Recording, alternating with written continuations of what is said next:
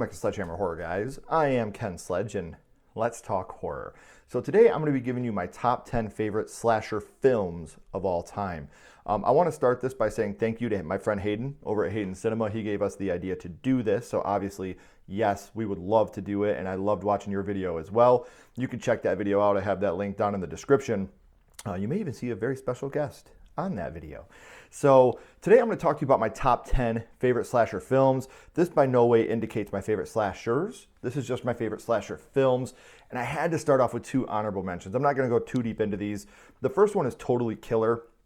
I think this film was extremely underrated when it came out. This has everything I love all wrapped in one movie.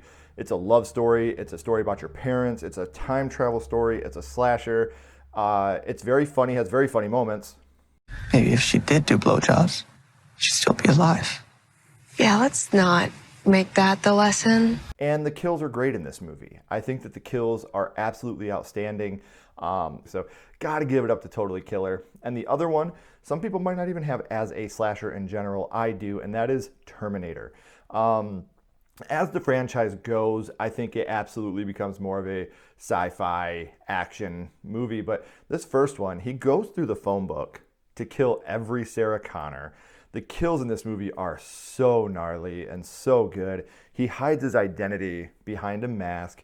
When you see the T-800 finally, like the skeletal robotic, it's just so amazing. This movie hits so hard still today. So those are my honorable mentions. Now let's get into our top 10 slasher films. Coming in at number 10, I have The Strangers. I think that Brian Bertino really honed his craft with this movie. It has one of the best one-liners of all time. Because you were home. Still one of the scariest moments in all of horror history. We don't know if she lives or dies at the end. You have plenty of anxiety. I'm still on team she died, because at the beginning of this movie it says the events on that night are still undetermined. How would they still be undetermined if she survived? That's where my brain goes.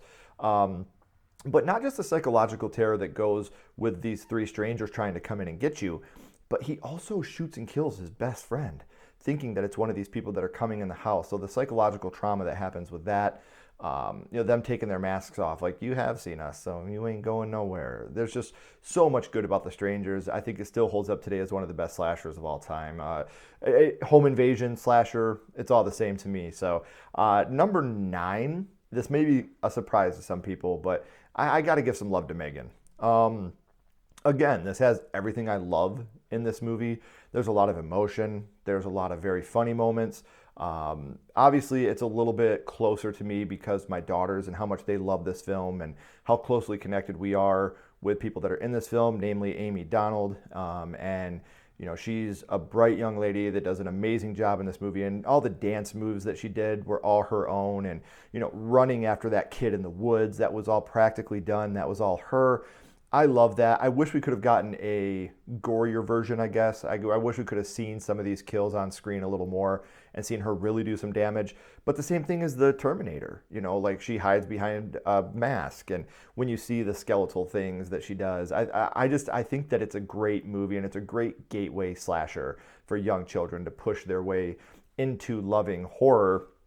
Number 8 is another movie that I feel is criminally underrated. Not enough people talk about the Slumber Party Massacre remake. Man, this movie is so good. It's funny. They catch all these in the lake. That's a shark. I know. You're not gonna make it tonight. What about now? I don't see how that's gonna help.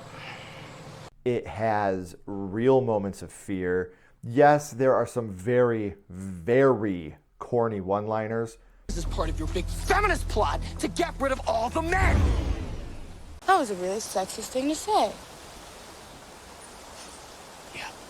Yeah, I know, but my toxic masculinity is kind of forcing me into it. John, You're a man. I'm a man. you're a man.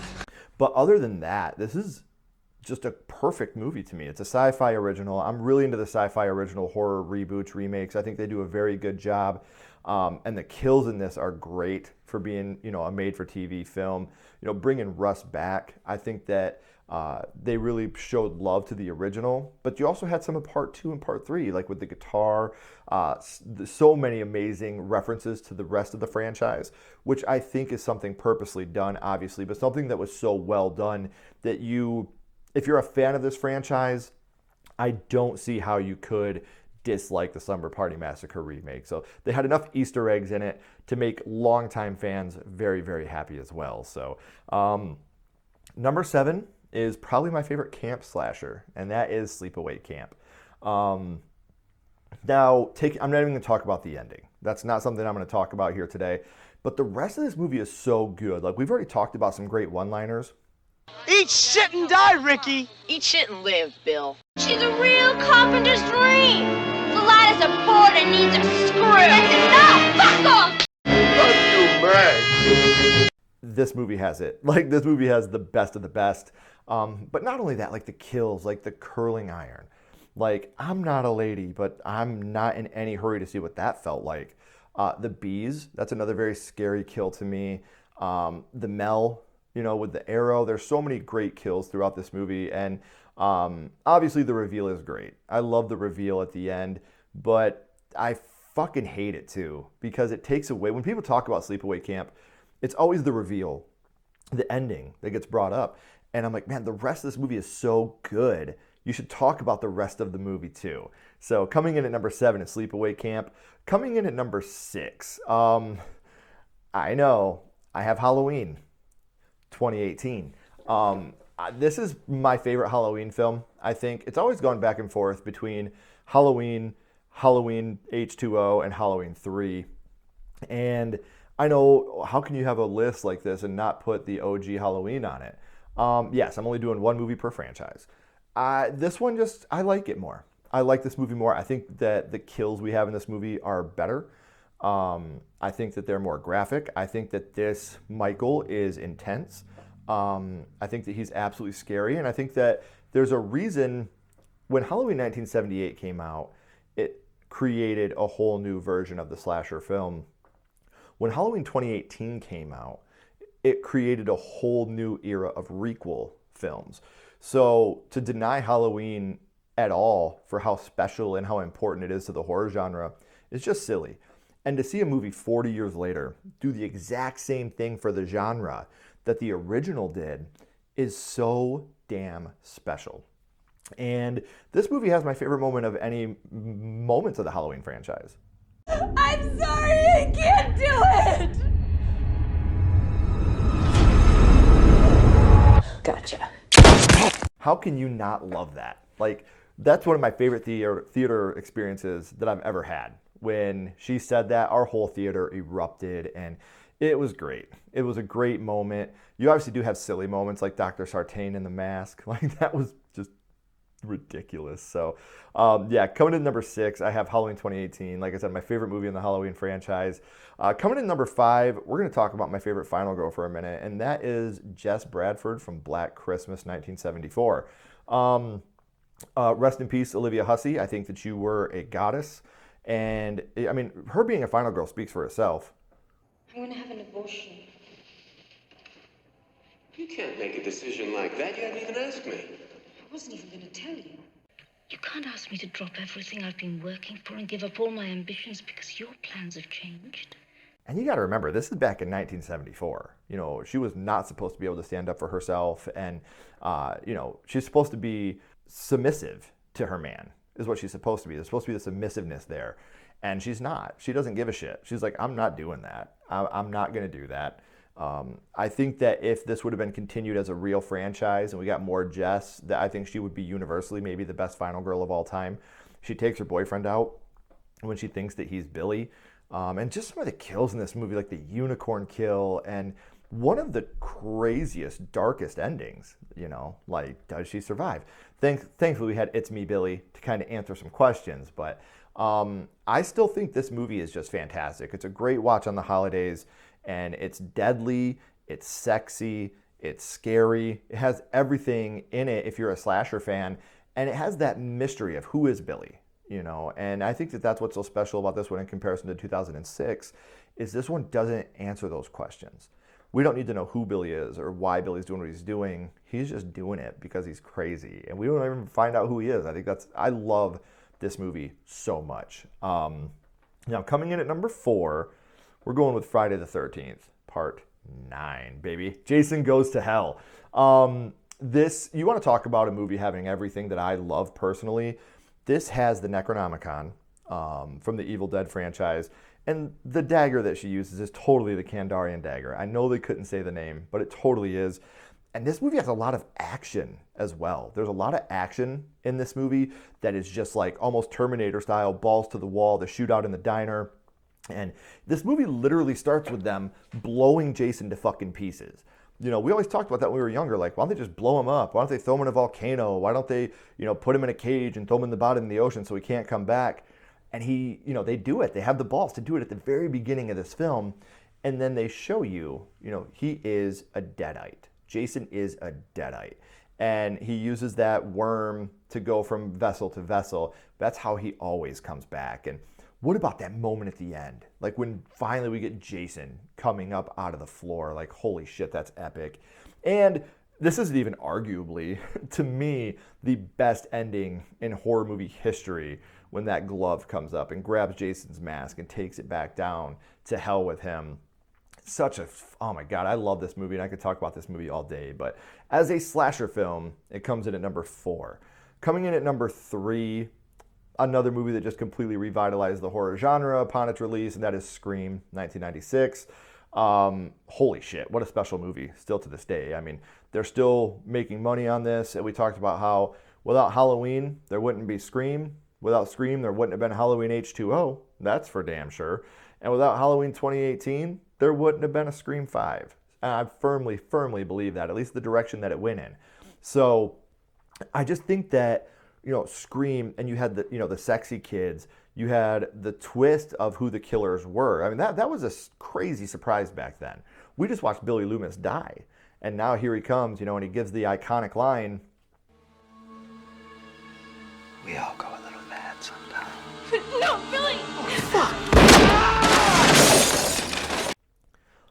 Another horror reference. And for horror fans back then, there was so many great Easter eggs. And this movie showed a lot of people that Jason wasn't the killer in Friday the 13th, and I still think we don't give this enough credit for that. So a movie that the meta of this movie completely changed and revitalized the horror genre and helped to create what it still is today. So number 3 for me is Scream.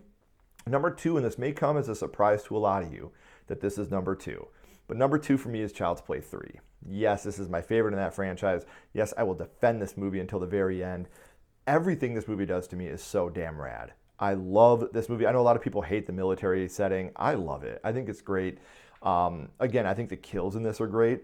Easily some of the best one-liners of any movies ever. Don't fuck with the Chuck! Where are you, you little shit? Chucky's gonna be a bro. Presto! You're dead. Child's Play 2 really started to show Chucky's personality. I think here is that perfect blend of horror and comedy. You still have some really fucked up moments in this movie. Shelton's death, which is just absolutely crazy. Him switching those bullets for him to die. The Garbage Man death, which is another really, really sad death. Like, you feel really sad at that moment. And obviously our boy Whitehurst. Whitehurst deserved better. Love you, Whitehurst. Thank you for laying your body down on the line for everybody. And I just want to say this, Don Mancini, if you're listening by some crazy chance, in the next Child's Play movie, the Chucky movie that you're making, continuing from the TV series, I'm hoping, please bring back De Silva. Andy deserves a happy ending. Let him and De Silva ride into the sunset in love. Please, Don. Like I said, my boy Andy deserves it. That kid has been through the ringer since he was fucking 5 years old, man. Give him a happy ending. And why not De Silva? She comes back to help him take out Chucky one last time. And they rekindle. Come on, Don. I'm begging you, man. But which brings us to number 1. And if you know me, once you've seen that Child's Play 3 was number 2, you probably knew what number 1 was going to be. And that obviously is Nightmare on Elm Street. This is my favorite slasher movie of all time. And this is as close to a perfect horror movie I think you can get. If it wasn't for, you got say it with me, guys, if it wasn't for the blow up doll at the end and that stupid fucking Freddy car, this is the perfect horror movie. The deaths in this movie are unbelievably great. And you really don't see, you see Freddy for what, 6.5, 7 minutes throughout the whole film. And he leaves that much of an impact. This is the Bruce the Shark. This is the show, or the tell, don't show. Like I said, when you see the deaths, Rod being hanged, you don't see Freddy. Tina being dragged up the wall, you don't see Freddy. Johnny Depp in the waterbed, you don't see Freddy.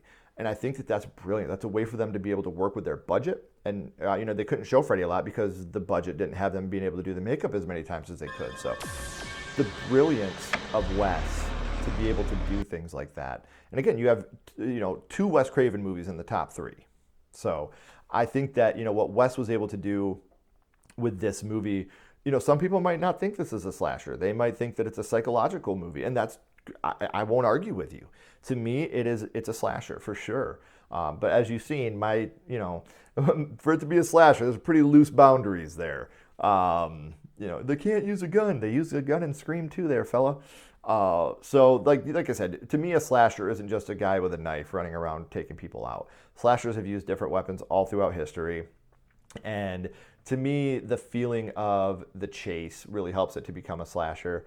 So yeah, this is my list. And with Nightmare on Elm Street as well, one of the greatest final girls of all time. The only thing wrong with the Dream Warriors is the fact that they took out Heather. Like that sucked. That really sucked. But Nancy is one of the all-time greats when it comes to final girls, and she had this uncanny ability to suck you in to everything she was doing. Even though Jess is my favorite final girl, I think that Nancy is probably the one that you sympathize the most with, maybe outside of Sydney. And I know, like, you guys can tell me until you're blue in the face, Jamie Lee Curtis, Laurie Strode, listen, she's died 3 times in her own franchise, okay? I don't feel sympathy for her no more. She keeps coming back for it now. But I just think that it's worth it with Nancy to just, I think that Nightmare on Elm Street could have been a fine one and done. Yes, 3 is amazing. 2 is so dark, and 4 is personally like one of those movies that I think is just so rewatchable. And maybe it's the nostalgia talking, but I love Nightmare on Elm Street 4 as well. But Nightmare on Elm Street, to me, if you take out the last 5 minutes, this is not only the perfect slasher, it's the perfect horror movie in general. So let me know in the comments, guys, what do you think of my list? What are some movies I have that you would not have? And what are some movies that I left out that maybe I should have had on the list? I would love to know your guys' thoughts. If you haven't already, please like, comment, and subscribe. It does help build the channel more than you know. And follow Sledgehammer Horror on social media. Those links are in the description as well. But until next time, keep talking horror, stay what you are, and we'll see you guys soon.